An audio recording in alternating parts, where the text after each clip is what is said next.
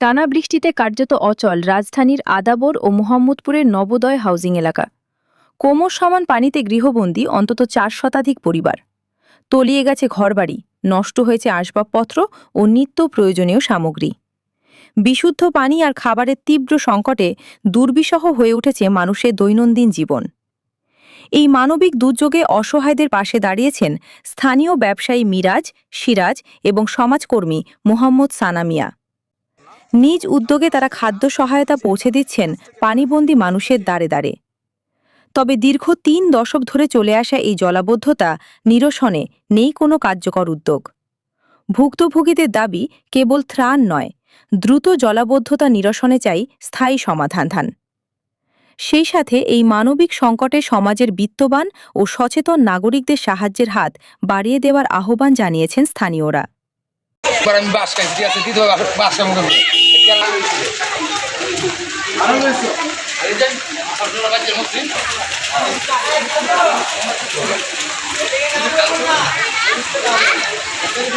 একটু বলো। স্কুলে যাওয়া যাচ্ছে না, এত পরিমাণ পানি এখানে। আমার এই যে ডুবে গেছি পুরো, এত পরিমাণ পানি। আমার আজকে স্কুলে যেতে অনেক অসুবিধা হয়েছে, গাড়ি সাইলেন্সার ডুবে গেছিল পানিতে। তোমাদের স্কুলেও পানি হয়েছে কিনা? স্কুলেও পানি ডুবছে নাকি? স্কুলে অতটা ঢুকে নাই, ওখানে জায়গাটা হচ্ছে উঁচু জায়গা, স্কুলে যেতে পারতেছি না আর কি, এত পরিমাণে পানি। ঠিক আছে। এই বৃষ্টি হলে জলাবদ্ধতা, এমনকি পানি, এমনকি রাস্তাঘাটে উঠে যায়। খালটা ঠিক মতন যদি থাকতো, ক্লিয়ার থাকতো, তাহলে পানিগুলো জমতো না। যেমন আমাদের বেরিবাদে সুইচ গেট আছে, সুইচ গেটটাও ক্লিয়ার করাটা দরকার ছিল, যে ঢাকা শহর পানিগুলো দ্রুত নামা যাওয়া। এটা হলো সবচেয়ে জরুরি, যে সুইচ গেট দিছে কী কারণে? পানি নেওয়ার জন্য, পানিটা ঢাকার থেকে বের করা দেওয়ার জন্য।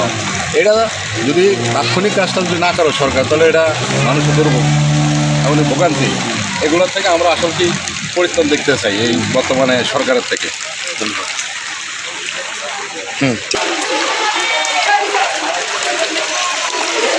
দর্শক, স্থানীয় একটা প্রতিষ্ঠান আপনারা কিন্তু দেখতে পাচ্ছেন, আমরা আপনাদেরকে দেখানোর চেষ্টা করি যে স্থানীয় একটি প্রতিষ্ঠান কিন্তু তারা কিন্তু উদ্যোগ নিয়েছে এই যে সাধারণ মানুষের পাশে দাঁড়ানোর জন্য কিন্তু একটি উদ্যোগ নিয়েছে। তারা কিন্তু যেমনটাই বলছে, এখানে প্রায় 4 থেকে 500 মানুষের জন্য খাবারের একটি ব্যবস্থাও তারা করেছেন।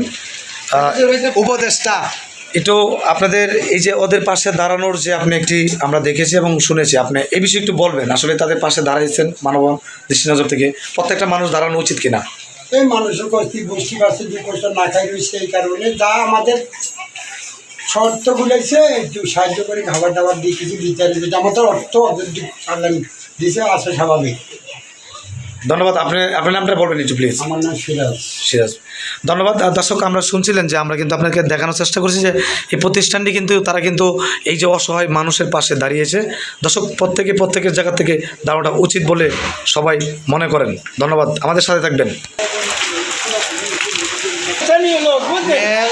এখানে 500 মতন লোক আছে এই জায়গায়, অসহায় গরিবের, আমার মানে অসহায় দরিদ্র মানুষ পানিতে এই সকাল এই বছরের আগাম থেকে পানি জলবদ্ধ ভিতরে আমরা আছি।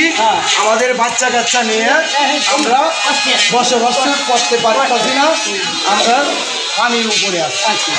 ঠিক আছে, এখানে খালি একটা বিল্ডিং পরিত্যক্ত একটা বিল্ডিং এর মধ্যে এখন রয়েছে তারা। আপনি একটু বলবেন আসলে এই সমস্ত মানুষের আমার থেকে আপনি এটা ভালো বলেন। আমরা এই সাইডের যারা লোক বসতি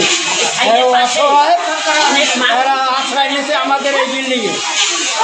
অন্তত 500 মানুষ এখানে। জি জি, প্রত্যেকে এই বিল্ডিং এ আসুক, আপনি চান? আছে, এখানে আছে।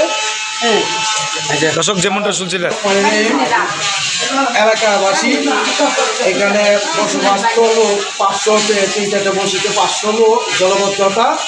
তার ভিতরে মানে করেন আপনার সকাল 4টা পর্যন্ত থেকে দৌড়ে এই বাচ্চা কাচ্চা নিয়ে খুব কষ্ট আছে।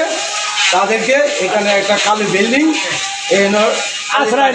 আশ্রয় নিয়ে এসেছে। এরপরে 2তলা পর্যন্ত আশ্রয় নিয়েছে।